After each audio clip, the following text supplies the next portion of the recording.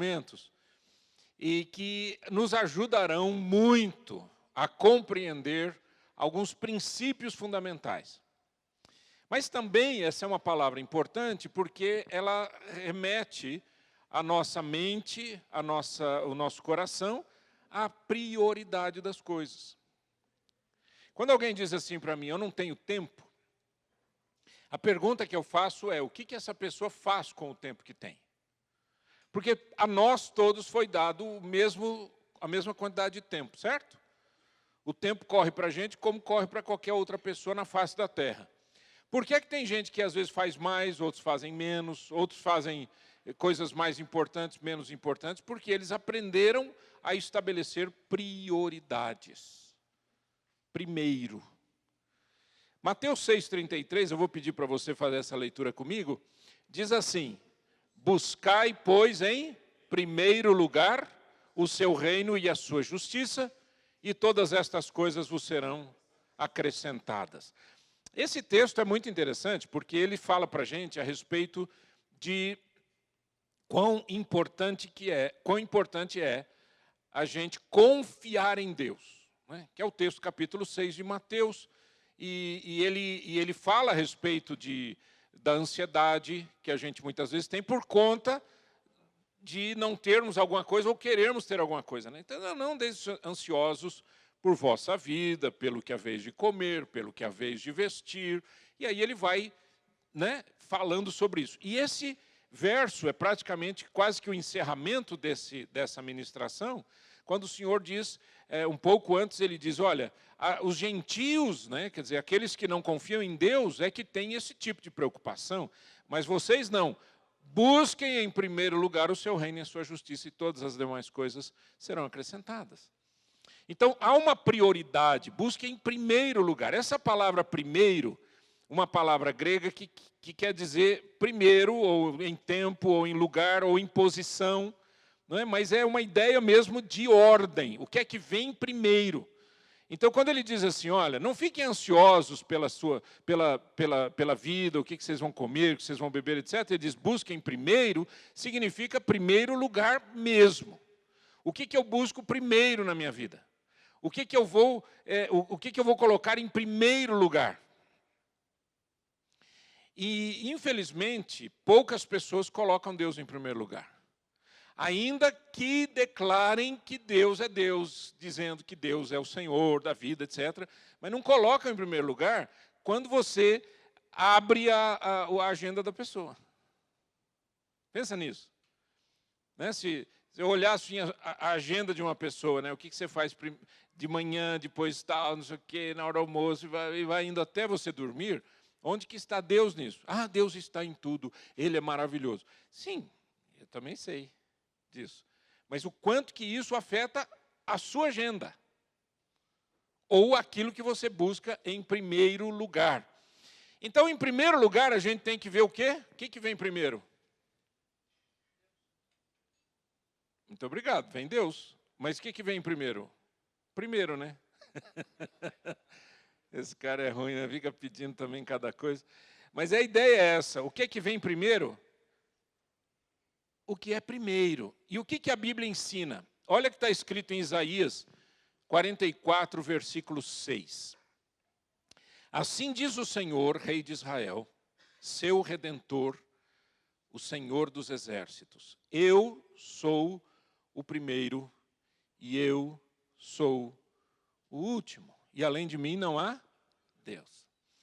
É claro que esse texto tem a ver com tudo. Tem a ver com a eternidade, tem a ver com o início de todas as coisas, o fim de todas as coisas, tem a ver com tudo. Mas a ideia de que, sendo Deus o primeiro e o último, significa que Ele abarca todas as coisas, Ele abrange tudo. E quando no Novo Testamento, no livro de Apocalipse, o último livro da Bíblia, ao anjo da igreja em Esmirna, Apocalipse 2,8, ao anjo da igreja em Esmirna escreve, estas coisas diz o primeiro e o último, que esteve morto e tornou a viver. E esse texto faz uma referência ao Senhor Jesus Cristo, você vê mais uma importante base, dizendo que Jesus é Deus, certo? Porque quem é primeiro e último? Deus. Só que aqui foi Jesus quem apareceu para João. É Jesus quem está dando a ordem e dessas cartas, né, às igrejas, as 7 igrejas do Apocalipse, eu sou o primeiro e o último. Então, quem vem primeiro na nossa vida é Deus. Se Deus não for o primeiro na história da nossa vida, a gente vai sempre correr atrás do prejuízo, como diz o outro. Porque quando Deus vem em primeiro lugar, significa que tudo que eu fizer tem a tônica da presença de Deus. Tem a tônica da direção de Deus. Né? Quando você diz assim, eu vou orar, o que você está fazendo? Você está pondo Deus em primeiro lugar. Né? Vou fazer esse negócio. Não, eu vou orar primeiro. O que você está fazendo? Pondo Deus em primeiro lugar. Eu vou conversar com Ele primeiro. Dependendo do que Ele vai dirigir a minha vida, dependendo do que Ele vai me ensinar, dependendo daquilo que eu vou aprender, é por aí que eu vou. E nós, homens, somos muito preguiçosos no que diz respeito à vida espiritual, né?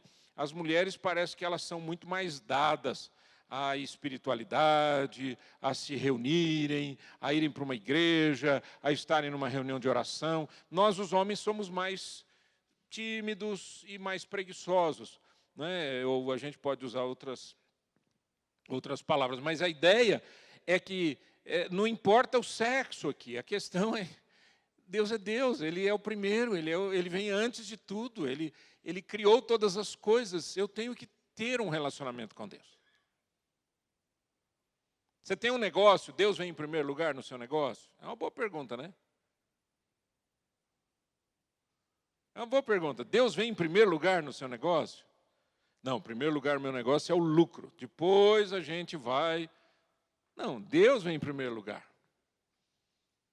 Ele é o meu sócio majoritário. Ele vem em primeiro lugar. E eu não estou falando de dinheiro, eu estou falando de priorização das coisas. Priorização das atividades. Priorização da sua agenda, né, da sua vida. Alguma vez já aconteceu de você ficar nervoso? Assim, alguma vez, assim, muito... Muito assim, você nem lembra. Agora, você ficou nervoso com a sua esposa? Não, aí não, né? Aí não, aí fica... Aconteceu?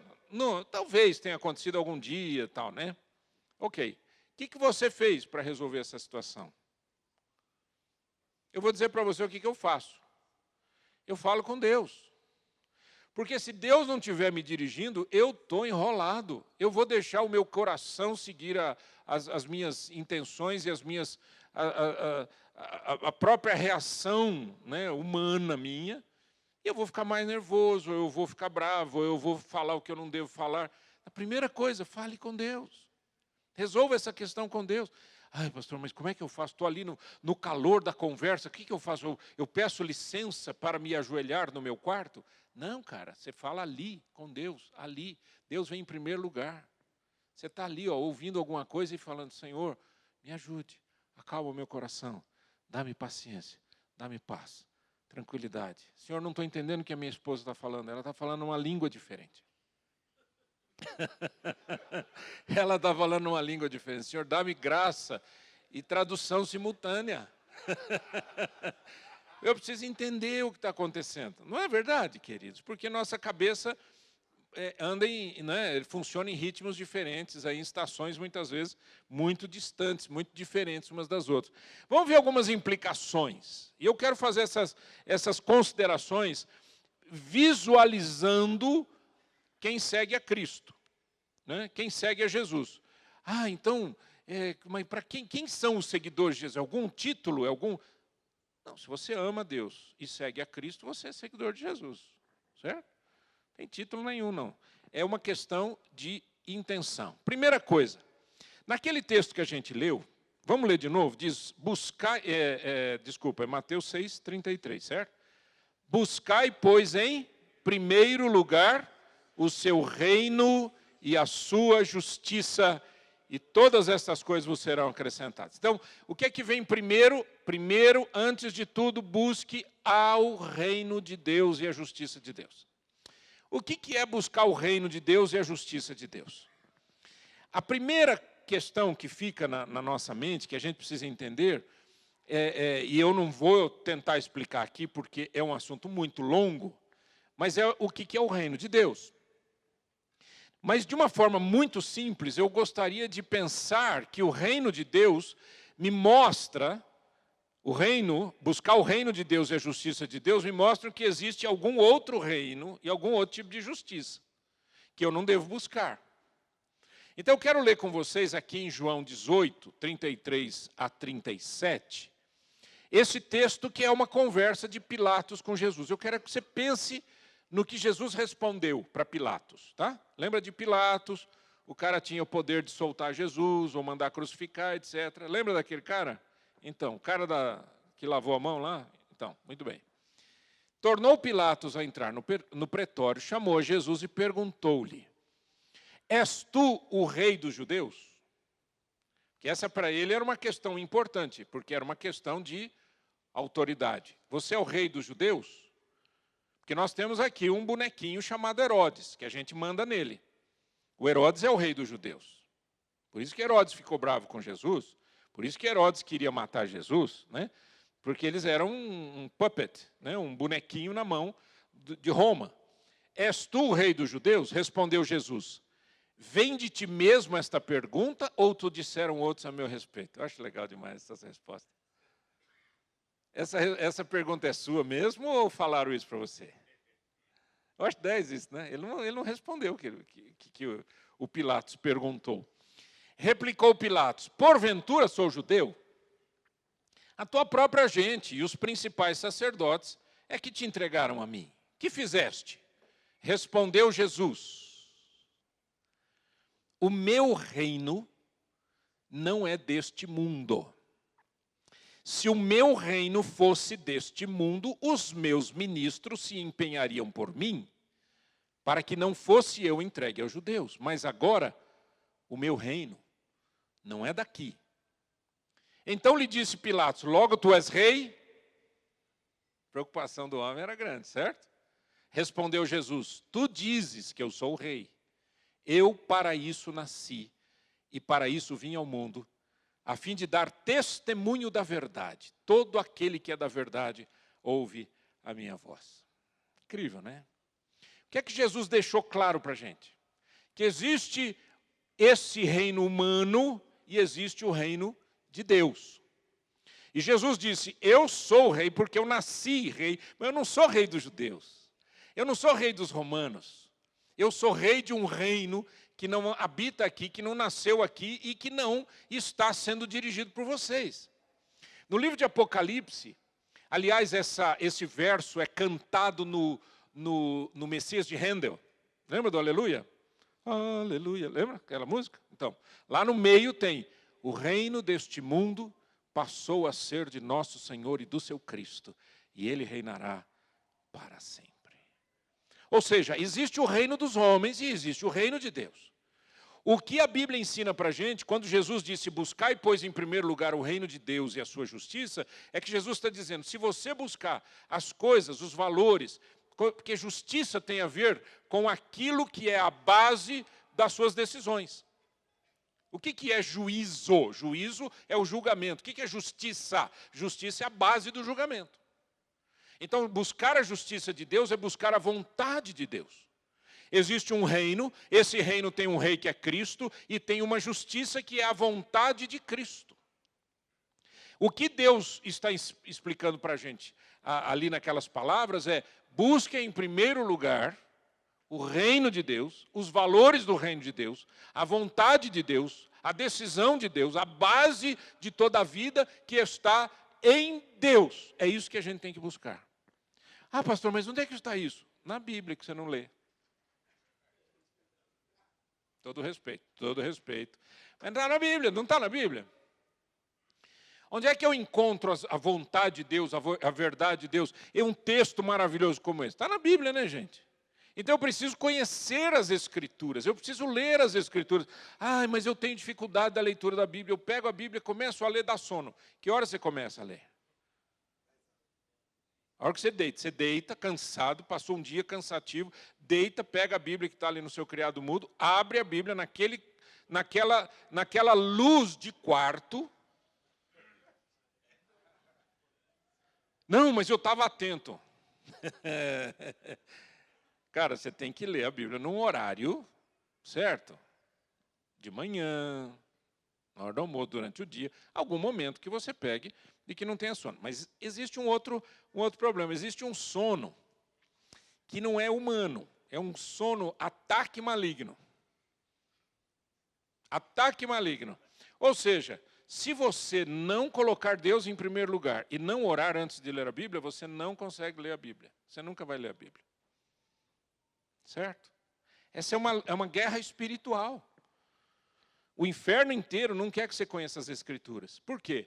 Porque se você conhecer as Escrituras, você vai vencer o diabo, vai vencer o mundo, vai vencer as coisas erradas dessa terra, vai viver uma vida linda. A nossa missão qual é? Quem lembra? Ninguém lembra. A nossa missão é a gente, através da verdade de Deus, viver um mundo, viver nesse mundo, nessa sociedade, construindo uma sociedade ética. Para a gente construir uma sociedade ética, eu tenho que estar comprometido com alguma coisa. E esse compromisso, né, comprometido com a verdade de Deus, homens comprometidos com a verdade de Deus, construindo uma sociedade mais ética. Essa é a nossa missão. Essa é a nossa bandeira. Segundo, serviço ou poder? Serviço ou poder? Isso aqui foi uma discussão, na verdade, né? Aliás, 2 irmãos chegaram para Jesus e falaram: Senhor, a gente queria sentar um à direita e outro à sua esquerda, né? Assim, na boa, né? A maior cara de pau do mundo, né?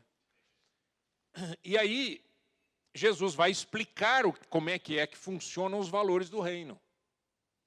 E ele diz: sabeis que os que são considerados governadores dos povos têm-no sob seu domínio, e sobre eles os seus maiorais exercem autoridade. Ou seja, nesse mundo, no reino deste mundo, existem ordens na cadeia de autoridade. Tem alguém que manda em alguém, que manda em alguém, que manda em alguém. Isso é uma cadeia de autoridade. Aí Jesus diz assim: mas entre vós, eu estou lendo Marcos 10, versos 43 e 45. Mas entre vós não é assim. Pelo contrário, quem quiser tornar-se grande entre vós, será esse o que vos sirva. E quem quiser ser o primeiro entre vós, será servo de todos. Pois o próprio Filho do Homem não veio para ser servido, mas para servir e dar a sua vida em resgate por muitos. Então, o que é a questão do ser primeiro no reino de Deus? Ele diz: primeiro no reino de Deus é quem serve. Pense nisso. Quem é que está em primeiro lugar no reino de Deus? Não estou falando agora de Deus, porque Deus já falamos sobre isso, que Ele está sempre. Mas quem é que vai primeiro? Ele diz: aquele que serve. Aquele que serve, aquele que vai lá lavar os pés dos discípulos. É aquele que vai ajudar, abençoar, servir. É aquele que vai se entregar no serviço ao próximo. E Jesus disse: esse sim é o primeiro. Esse tem autoridade. É uma inversão de valores, certo? Porque nesse mundo, para você ter autoridade, o que você precisa ter é status, é poder, é dinheiro, é função, é cargo, é isso. É por isso que muitas vezes nas igrejas dá muita briga. A igreja, que deveria ser uma expressão clara desse texto, acaba sendo mais uma empresa com cargos, com funções definidas, com estabelecimento de cadeia de autoridade, e eu mando, se você tiver inteligência, você obedece. E aí você chega para alguém e diz assim: você não quer nos ajudar dando aula na escola dominical ou dando um curso para a gente, que a gente já viu que você sabe e tal. A pessoa: não, pode deixar, deixa que eu faço isso. Nossa, vai ser um privilégio, que privilégio, não sei o quê. Então, a partir de hoje, você vai ser o professor do curso tal. Beleza, e tal, não sei o quê. Aí, está lá no meio do caminho, você descobre que o que a pessoa está ensinando não é bem uma teologia cristã correta. Aí você chama a pessoa e diz: olha, cara, desculpa, mas a gente vai ter que fazer uma mudança. Como assim? Aí ele já liga para todos os alunos e diz, olha, estão querendo me tirar da classe.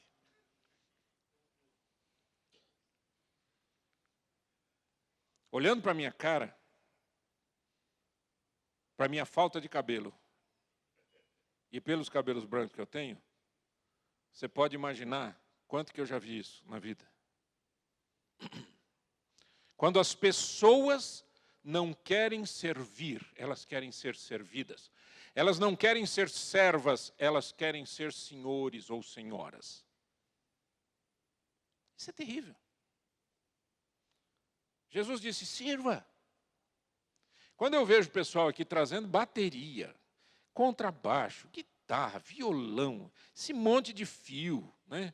Murilo, coitado, veio para cá, esqueceu, voltou para casa dele, voltou para cá, 1 hora de atraso, não sei o quê. Acabou não atrasando, graças a Deus, mas para ele, né?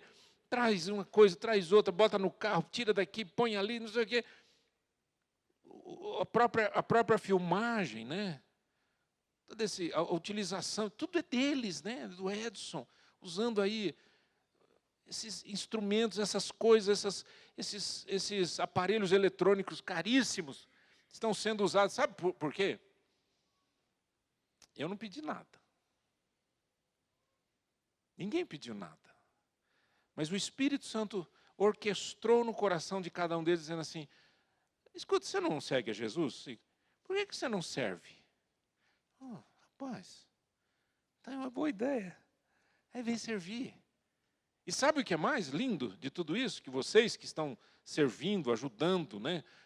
Limpa a mesa e cuida e traz pizza e arruma e limpa e ajuda e fica lá todos vocês, que eu não quero ficar citando o nome de nenhum aqui, porque sempre a gente esquece alguém, o que eu quero dizer é que, pela graça de Deus, o que vocês estão fazendo é se identificando com a pessoa de Cristo, aquela pessoa que vocês dizem que amam. Ponto. Amém? Então, ser primeiro ou não ser primeiro, você quer ser primeiro, olha a palavra primeiro aqui, só que aí, você quer ser primeiro e você tem que servir. Se você não servir, você não vai ser primeiro. Terceiro, o que fazer primeiro? Chegaram para Jesus e falaram, mestre, qual é o grande mandamento da lei? Quer dizer, o que vem primeiro? Eles conheciam os 10 mandamentos e conheciam vários outros princípios espirituais reservados ali no Antigo Testamento. Eles conheciam, mas era alguém que queria saber, escuta, o que é que vem primeiro, o que é mais importante? E Jesus respondeu, leia comigo em voz alta, em Mateus 22, versos 37 e 38. Respondeu-lhe Jesus, amarás o Senhor teu Deus de todo o teu coração, de toda a tua alma e de todo o teu entendimento. Este é o grande e primeiro mandamento. O que vem primeiro? Amar a Deus sobre todas as coisas. Amar a Deus com o teu coração, com a tua alma, com as tuas forças, com o teu entendimento. Amar a Deus com a tua inteligência. Amar a Deus com aquilo que Deus te deu. Eu tive o privilégio na minha vida, no meu andar cristão, missionário, pastoral, de participar de uma organização missionária chamada Missão para o Interior da África. Fiquei 13 anos cooperando com os irmãos. Uma missão antiquíssima, já naquela época estava perto dos 100 anos de idade, eu digo naquela época que eu estou falando aí década a partir de 1986, que eu comecei a cooperar com eles, já tinha quase 100 anos.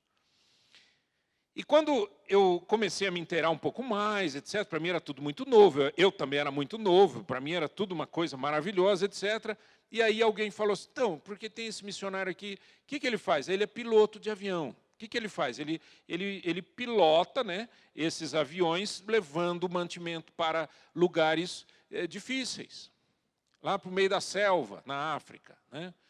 E esse aqui, esse daqui é professor de inglês. Mas é professor de inglês missionário? Ele vai lá, ele ajuda, ele fala de inglês, etc. E, ao mesmo tempo, ele ensina. Muitos anos depois, na verdade, 10 anos depois disso, eu estava em Miami para 30 dias de imersão em inglês, E um desses homens, missionários, professores de inglês, já tinha gasto a sua vida lá na África, já idoso, aposentado, ele foi o meu professor de inglês. E ele sentou comigo para conversar comigo e falou, olha, o que nós vamos fazer é estudar juntos o livro de Filipenses. Bom demais, não é? Olha lá, eu estava estudando o livro de Filipenses em inglês. As tarefas eram sobre o livro. E ele fazia isso com seus alunos lá na África. Quanta semente foi deixada lá. Você que acha que quem serve a Deus tem que ser pastor ou missionário, deixa eu te falar uma coisa, você não entende nada inocente. Você tem que ir para frente, pensar melhor. O que eu sei fazer? Eu mexo com tecnologia da informação. Use isso para Deus. O que você sabe fazer? Sou marceneiro. Use isso para Deus. Como? Fazendo banco para a igreja? É a única coisa que você sabe fazer? Utilize a sua empresa para Deus. Eu sou advogado, utilize isso para Deus. Sou médico, utilize isso para Deus. Sou engenheiro, utilize isso para Deus. Coloque Deus em primeiro lugar. Amarás o Senhor teu Deus de todo o teu coração. Não é com um pedaço do coração, com toda a tua alma. Não é com um pedacinho da sua inteligência, suas emoções, seu entendimento. Não, com tudo. O que vem primeiro? O que eu faço primeiro, pastor? Ame a Deus de todo o teu coração, com toda a tua alma, com todas as tuas forças e com todo o teu entendimento. Amém, queridos? Vocês concordam ou não? Não precisa concordar porque eu estou falando, mas vocês estão concordando com isso? Isso é importante, né? Número 4, o amor que vence o medo. No amor não existe medo. Antes, o perfeito amor lança fora o medo. O texto é de 1 João capítulo 4. Veja o que diz esse texto. Ora, o medo produz tormento. Logo, aquele que teme não é aperfeiçoado no amor. Nós amamos porque Ele nos amou primeiro. Pastor, o que quer dizer esse texto? Esse texto é o seguinte, gente. A gente acha que o contrário de medo é coragem. E a Bíblia ensina para a gente que o que lança fora o medo, o que expulsa o medo da nossa vida, é o amor. É o amor de Deus em nós, por isso que Ele diz, nós amamos porque Ele nos amou primeiro, a proatividade divina. Deus veio e me amou primeiro, eu reajo a esse amor amando a Deus de todo o meu coração. Então, o que resolve o meu problema de medo, de insegurança, do que é que eu vou fazer, o que é que não vai fazer, o que é que vai ser meu futuro, é o amor de Deus. Pastor, você sabe que eu tenho medo, sabe, a gente como é homem, a gente é assim e tal, a gente sustenta a casa, ou pelo menos a gente trabalha junto com a esposa lá para sustentar a família e tal, mas o meu medo mesmo é não ter condições amanhã, o que vai ser dos meus filhos? Eu fico, pastor, nem durmo.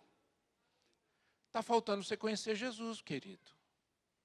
Se você conhecer Jesus, vai ficar tudo mais simples. Mas como conhecer Jesus e a comida vai cair do céu? Se Ele quiser fazer isso, Ele faz. Mas não é essa a questão é que Ele vai arrancar de você aquilo que te impede, que é o medo. O que impede você de ser um profissional melhor? É o medo. O que impede você de lutar por uma promoção no seu trabalho? É o medo. Vai que eu peço uma promoção e eles resolvem me mandar embora. É medo. Eu trabalho nessa empresa. Quantos anos? Já faz 10 anos que eu trabalho nessa empresa. Você gosta? Odeio. Mas como faz 10 anos que você odeia? Você está ficando doente e não sabe. Mas eu tenho medo de perder esse emprego, é tudo que eu tenho. E se te mandarem embora? Aí eu quero ver a história. Quem ama a Deus não tem medo de nada. Pastor, mas vai que eu estou lá andando naquele lugar e vem uma bala perdida. Gente, bala perdida acontece em todo lugar do mundo que tem gente atirando. Certo? E se me pegar? Você morre. Se você tiver Jesus na sua vida, o que acontece quando você morre? Você fecha o olho aqui, abre no céu, na glória. Aleluia, glória a Deus. Ai, mas e a minha família? Então é melhor você ensinar de Cristo para eles. É o mais importante que mandar para a escolinha de judô. Ou jiu-jitsu, que agora a moda é jiu-jitsu até dentro das igrejas, que eu odeio. Está gravado. Está gravado. Eu não suporto as igrejas que estão fazendo esse absurdo, porque isso não é prática cristã e... misericórdia. Fechei o parênteses aqui para não falar mais nada. Então, por que você não ensina de Jesus para a sua família? Por que você não anda mais pertinho de Jesus e ora com seus filhos? Ah, eu não sei fazer oração em voz alta. Se você não sabe fazer oração em voz alta, você não sabe fazer oração nunca. Porque fazer em voz alta é só copiar o que está na cabeça. Ah, eu só sei fazer na cabeça. Ué? O que você pensa quando você fala com Deus? Ah, eu falo para Deus assim, Senhor, tem misericórdia de mim. Então usa a boca. Você não ora com a sua família, não ora com seus filhos, não ora com a sua esposa. Ai, eu morro de medo. Contra ti que abandonaste o teu primeiro amor. Lembra-te, pois, de onde caíste, arrepende-te e volta à prática das primeiras obras. Eu gosto demais desse texto, por muitas razões. Primeiro porque ele me ensina qual é a solução para qualquer problema na minha vida. Por quê? Porque lembra-te, pois, de onde caíste. Tem gente que chega e diz assim, ah, meu casamento está acabando, né? Ou já acabou. Geralmente a pergunta que eu faço é, quando é que começou a ficar ruim? E a resposta geralmente é, o que vocês acham? Faz muito tempo. Faz muito tempo? Faz muito tempo. Quanto tempo? Ah, faz alguns anos. Mas deixa eu fazer só uma pergunta para você. Quando você começou a ver a coisa deteriorar, você não fez nada. Essa é uma receita maravilhosa. Lembra-te, pois, de onde caíste. O que é que você fez de errado? Onde é que você pisou na bola? O que você falou e não pediu perdão? O que você fez e não se arrependeu? Agora, mais especificamente, esse texto é o meu relacionamento com Deus. E o que o Senhor está dizendo para aquela igreja é, vocês abandonaram o primeiro amor. Gente, o que é o primeiro amor? O primeiro amor é o relacionamento mais lindo. Você lembra quando você se casou? Eu acho, ou melhor, eu tenho quase certeza que vocês que são casados não se casaram com um revólver na cabeça. Eu tenho quase certeza, a não ser que tenha aqui algum caso de filme de terror que o seu sogro estava com a arma na cinta, né, dizendo, o caso morre, né, alguma coisa assim, mas eu creio que é meio difícil achar, né? Quando você casou, como é que era? Era lindo. Teve homem aqui com essa cara de homem que vocês têm, que bota medo nos outros, que chorou quando viu a noiva entrar. Tenho certeza. Chorou. E se não chorou na lágrima ali, lá dentro estava que não sabia o que fazer. Aquela alegria, aquela imensa alegria, aquele contentamento, aquela coisa linda que aconteceu. Primeiro amor. O que foi acontecendo que aquilo não cresceu? É essa a pergunta que eu sempre faço. Eu vou dizer o que aconteceu. Número 1, você não lidou bem com as coisas erradas que você fez. E não é coisa errada, traição ou coisa parecida, a não ser que tenha tido, mas outras coisas simples, pequenas. Falta de pedir perdão, falta de entender que você poderia ter feito de um jeito diferente e não fez, e assim por diante. Ou você não lidou bem com isso, ou você não regou a planta. E a gente precisa aprender a regar a planta. Graças a Deus, eu e a Vera estamos casados há 37 anos. E todos os dias, nós vivemos como dois namorados. Todos os dias nós dizemos palavras de bênção um para o outro. Todos os dias a gente fala que ama aqui, ama ali, etc.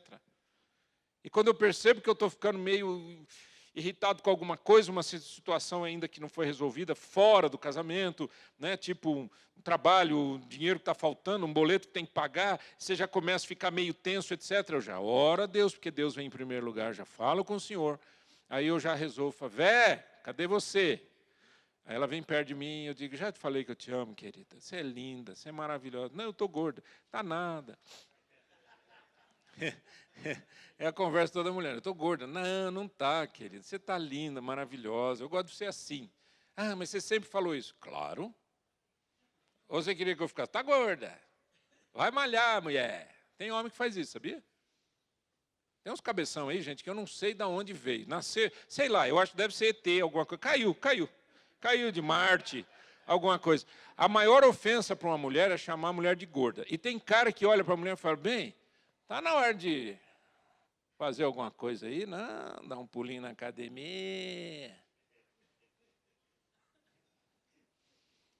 Você acabou de gravar um alvo na sua testa e não percebeu, ok?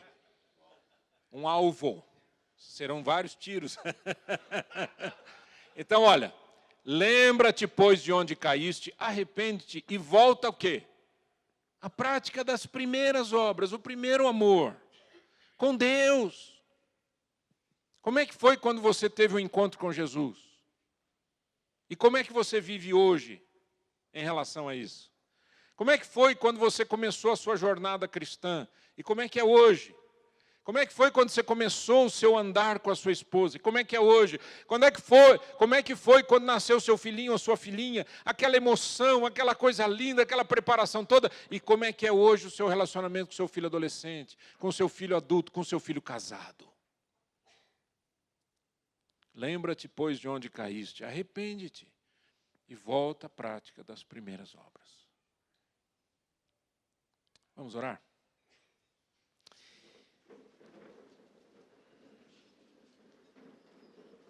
Deus eterno e poderoso, o Senhor conhece o coração de cada um de nós. Nós que estamos aqui agora, aqueles que estão ouvindo, vendo, assistindo. Mas uma coisa que todos nós devemos. Temos uma dívida eterna. Aliás, o apóstolo Paulo falou sobre isso. Ele disse, a ninguém devais coisa alguma a não ser o amor. O amor a Deus e o amor ao próximo. E eu quero te pedir que o Senhor nos ajude a sermos homens de verdade. Homens que amam a Deus antes de qualquer coisa. Primeiro e último. É o Senhor na nossa vida. O alfa e o ômega. Seja assim, meu Deus, em nome de Jesus. Amém. Esse é um movimento Palavra de Homem, uma visão bíblica cristã voltada para os homens, mas que qualquer outra pessoa pode assistir. E o nosso desejo é que você conheça mais o nosso movimento no palavradehomem.com. Deus abençoe todo mundo, uma semana maravilhosa para todo mundo. Deus nos guarde. Tchau.